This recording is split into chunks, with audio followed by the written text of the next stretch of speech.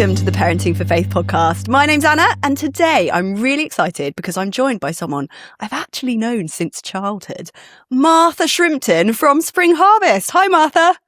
Hey, Anna. It's so nice to be here. Brilliant. Thank you so much for giving up time at the busiest time of year for you Spring Harvest people. Martha and I actually grew up in families who spent a lot of time together.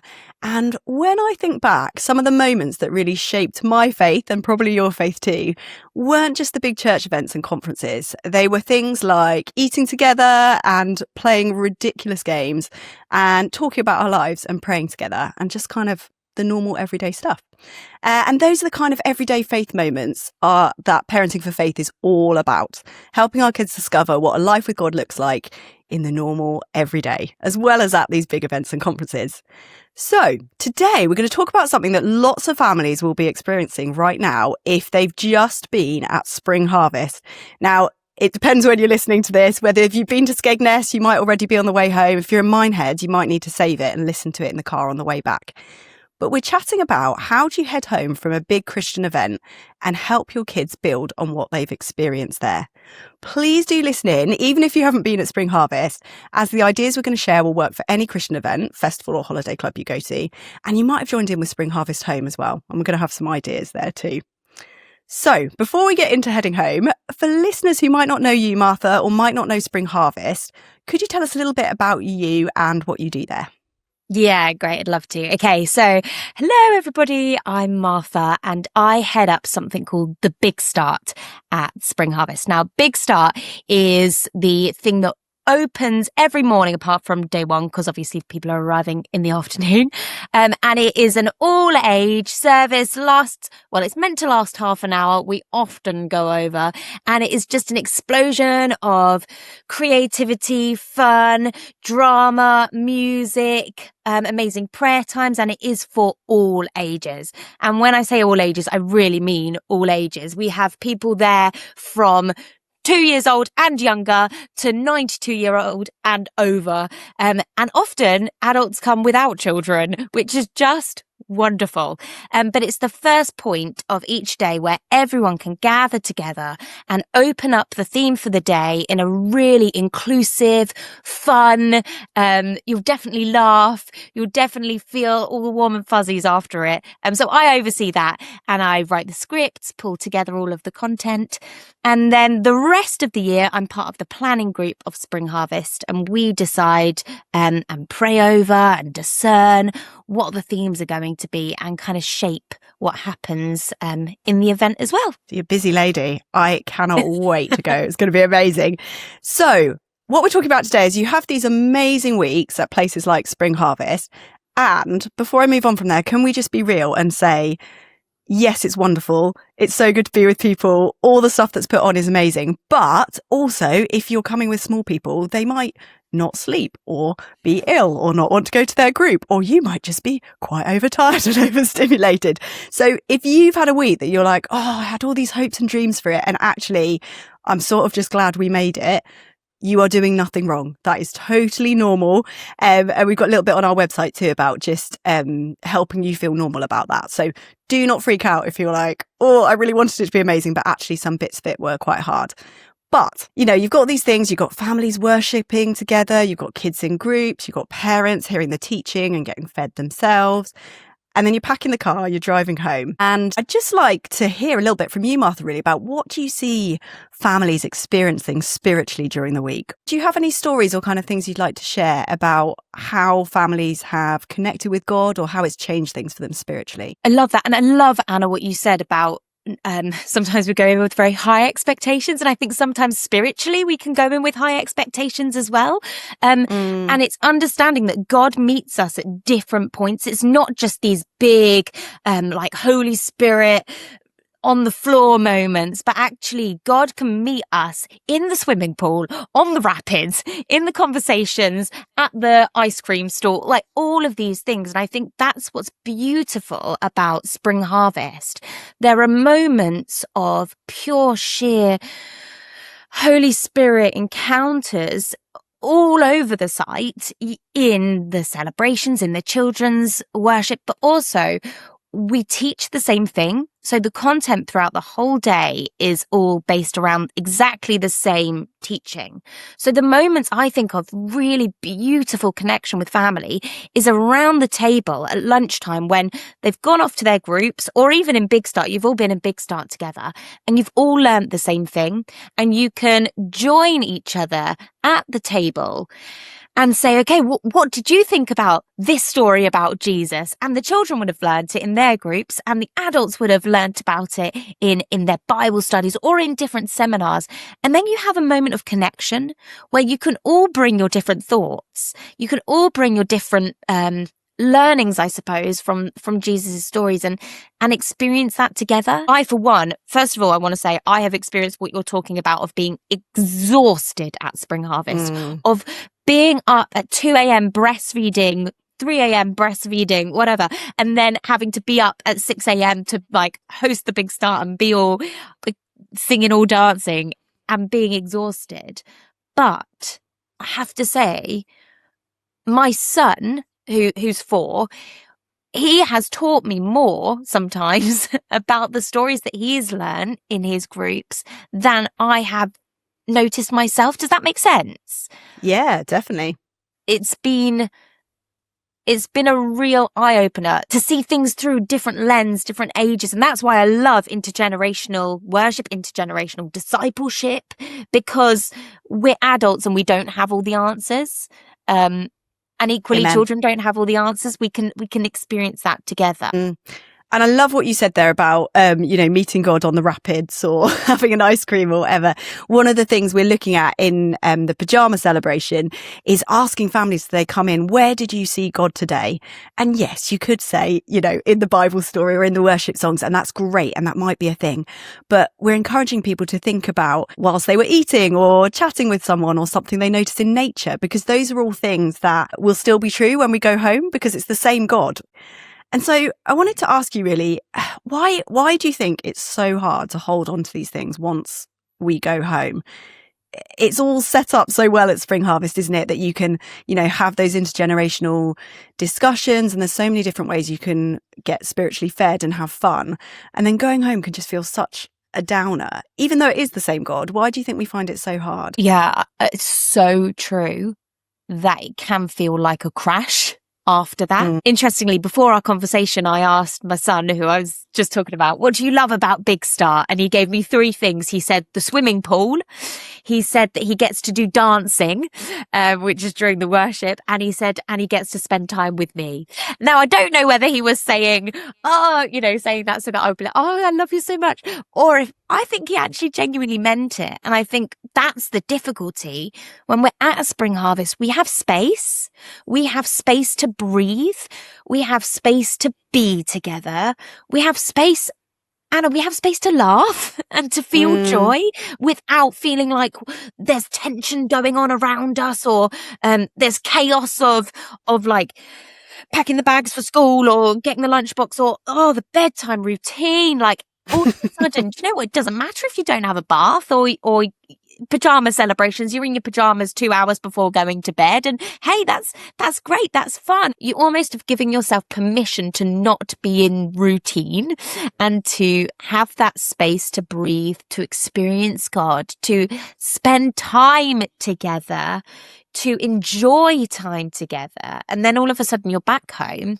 You still want to experience God. You still want to have those conversations. You still want to have time together, but you're squashed. Everything is squashed by stress, by packing a lunchbox, by all of these things. And you know what? Not having a village around you. At Spring Harvest, you're literally in a village, right? You've got people left, right and centre. You've got the kids groups. You've got the entertainment. You've got the everything. You are a village, and all of a sudden you are solo, probably again.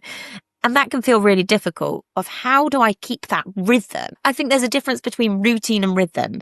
I think you can have routine, which is the structure that you have at home, but this daily rhythm of inviting God into our day, of having I call them pockets of peace. Like it doesn't need to be peace all the time, of like feeling like just those pockets of peace that kind of sustain you, that rhythm, can be involved and invited into your routine. It's so relatable. It's the work, the school, the tiredness, the washing. It's a lot. And I love that idea of kind of keeping some of that rhythm and working out what it is that's helpful and holding on to that. So we're going to get really practical and think about, what people can do. So we've already talked a little bit about noticing where God has already been at work. So sometimes we do Spring Harvest or something like that, and it was great, and we go home and then bam, it's straight back in. And we don't take a moment to kind of stop and reflect and, hey, what was it that really stood out to me? Or what changed in my understanding of God? Or which song did I connect with in a new way? And record it. You might want to do a little video just for yourself, or kids write it down or draw it, or just have a chat about it over the table. Have you found that, or do you know families that do that and kind of just have kind of some kind of record, some kind of memory of, hey, let's just notice what God did, and kind of commemorate that and be aware of it? Yeah, I've never heard of anyone recording it, but I love that, because that kind of captures the moment, or like the moment of the thought. One thing I've been reflecting on is emotion. So often we remember emotion and feeling more than the actual, step-by-step experience. So you'll remember the emotion that was evoked from a song. One of the difficulties is for children, and let's be real, adults, is that you're in a room of people who all believe the same thing as you, hundreds of people who believe the same thing as you, all praising God together, all going full out. And then to go back to your normal life where you might be the only Christian in your workplace or in your school, or speaking out about your faith might be difficult. It's a challenge. Or even your church, you might be the only family in your church with kids. That's hard. And so remembering that feeling of being a part of a wider church family. And actually, I do love what you said about recording it, because I think it would easily capture those instant emotions. I am a creative person. I love using creativity, and for me, memories are photos. And so, because it's an image, I wonder whether something like a scrapbook is a wonderful thing to do with kids. You can get them doing practical, creative things, and you could even put in words from songs or things, I don't know, their wristbands or stuff, stick them in there, and those things will help to remember those memories. Yeah, I love that. I love that idea. Yeah. And there's a bit of a biblical precedent, isn't there, for, a pile of stones that talks about what God's done. And I think it's just asking those questions, what was your favourite moment this week? Was there anything that made you think differently about God? Did a song or story stick in your head? If so, why? Was it the whole, was it just a catchy tune? Or was there one line where you were like, wow, I've never thought about that before. That really makes a difference. And I bet, and you kind of alluded to this a little bit with your son, I bet what your kids come out with will not be what you expect. And if we take the time to ask those questions and to record it, if you want to do that as well, I think it really draws out, it kind of maximizes that fruit, because we notice it in a new way. We can thank God for it, and that's just a great thing to do anyway. But it's sort of a little bit of a marker of, hey, this is what happened. And, we want to remember that, and we want to build on it rather than forget it. And I think that's really helpful. Okay, so the other thing I wanted to share about is keep the conversation going. I think sometimes we imagine that big moment of the festival, that's the most important bit, we live for those 5 days at Spring Harvest. Actually, the conversations afterwards can be where that faith takes root and is able to continue growing. We talk lots at Parenting for Faith about kids and adults having an acorn of faith, having a little bit, and when they're in a good environment, it really grows. It can do really well. So Spring Harvest is like a bit of a greenhouse, but we don't want it then to go out into the big wide world and frazzle and fall over. We want to help them take root, and I think conversation is a really good way to do that.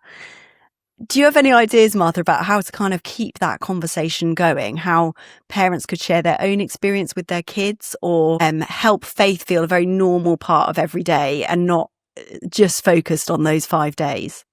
Yeah, love this. I'll get real with you, Anna. I am not the type of parent that sits around the kitchen table and does a devotional together, and I feel Join the club. guilt Join the club. upon myself because of that sometimes. But do you know what? I'm just not that person.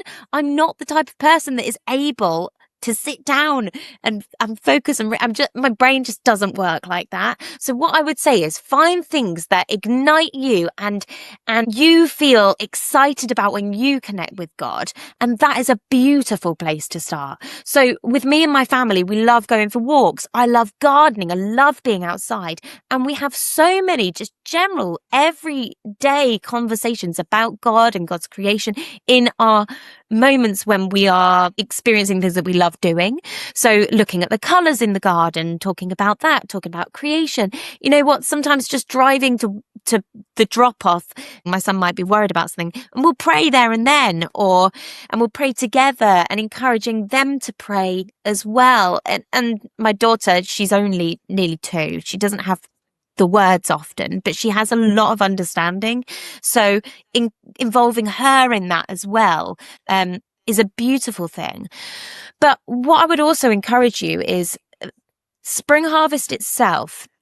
There's going to be so much information thrown at you, so much learning, so many stories, so many things that you come away almost sometimes, again, I'm going to get real, sometimes it can feel like a bit of a burden of like, I have all this stuff that I feel like I should be doing. I've bought all of these books from the bookshop that I'm going to read and all of these things. And what I would say is just give yourself space to say, okay, God, where have you spoken to me? How can I share that with my kids and in my family? How can we just brush things aside for a bit and go, where are we actually feeling joy and excitement and passion as a family, and leaning into those things? And I love what you did there is just squash some pressure, crush some guilt, chuck it out. We are all about that. And I think one thing that's really helped me to get rid of that pressure and guilt is, rather than trying to design perfect activities for my children, or worse, the other thing I default to is someone on Instagram or somewhere else did this, and so let me try and copy paste to my family that is completely different, is to, like you were saying, share about your experience. Now, you might feel confident to chat on the way back from the venue about, this is what we were learning about and it really struck a chord with me, or I didn't really understand that, I'm going to have to go and look it up, or ask someone, whatever it might be. But actually, if you're new to this and you feel like you don't have the words and you're a bit nervous, it can be as simple as getting your Bible out and opening it on the passage that you were looking at and leaving it out, because kids are nosy. They will come and have a look, or making a little playlist of the songs that most stuck with you and then playing that at home. And wait, they will ask, isn't this the song from Spring Harvest? And you can say, yeah. And it's not just, it's not just the tune that stuck with me. It's that line. And I really feel like God's speaking to me, or whatever it might be. Things like Spring Harvest really allow all ages to interact, both, walking places and eating meals, and as well as in the Big Start and stuff like that. But that's a bit that you can recreate in everyday life, because yes, it's not as fun, but you are still together a lot of the time. And yes, it's not hours to sit around a table and do Bible studies. It's, when everyone's getting their shoes on in the morning and when you're brushing teeth and, whatever it might be. And it's that idea of creating windows, I think is really helpful. Kids can also get this funny idea. We talked about this earlier, that God, the exciting God of Spring Harvest and all the fun activities of Big Start and their groups, he's just for those special moments. And he looks different to the God who's with us on a Tuesday morning when everyone's late for school and we're shouting at each other. How can we, Martha? How can we help families and help kids to connect what happened at Spring Harvest with their normal everyday life? Yeah, wow. I'm glad I'm not the only one that shouts on a Tuesday, Wednesday and a Thursday. No, it's so true. I even struggle with this sometimes. Like, you are in those moments, you're in a venue, there's lights, there's camera, there's loud music. It's like being at a Coldplay concert, sometimes. And actually, my question would be, okay, so it comes back to the feeling thing of what was it that you were experiencing, and what do you think that God was saying to you in that? Because yes, there are the heart pumping moments where you hear the bass and all of that, but actually God speaks in the stillness too. And, you know, I was talking about the pockets of peace. How can you still feel those things and know that God is in your heart, even though you might not hear the thump, thump, thump or feel the thump, thump, thump. And it's helping children and let's be honest again, adults know that God is with you in those silent, still moments. God is with you in the chaotic moments to bring the calm, the calming of the storm, right? It can feel like that in our lives when we're shouting and it's chaos. God is with you in those joyful moments of like sheer excitement. God is with you when you're eating food with your family or whatever. It's helping your children and ourselves to understand and to remind ourselves that God isn't just there in those big moments, but gives us the sustenance, the nourishment that we need to take step by step each day. And it's interesting, isn't it? Because I think with these big festivals, whatever we're talking about, Spring Harvest or the others, I think they're brilliant and I think they're biblical. And I think coming together is really important. But basing your faith solely on those mountaintop moments can be dangerous, because when it's quiet and you don't have that heart thumping bass moment, it's the roots that go deep that is the most important part. Because, you know, like you said about the greenhouse, I love that analogy, Anna. It's beautiful. But your roots are deep. You know, I'm a pretend gardener, but at the moment I'm planting my dahlia tubers. And they are thick and they are bold and they're big and they go right down already. It's not just a little bulb. It's like they're like weird potato things. They're like in the ground and all you can see is this little stick pointing up and it looks dead. But those roots are so deep that even though it looks dead and even though it looks like there's nothing else going on, I'm seeing little things coming out. And I think that's what I would encourage, like every day. That's your roots. That's your deepening. That's where it's important in the day-to-day life.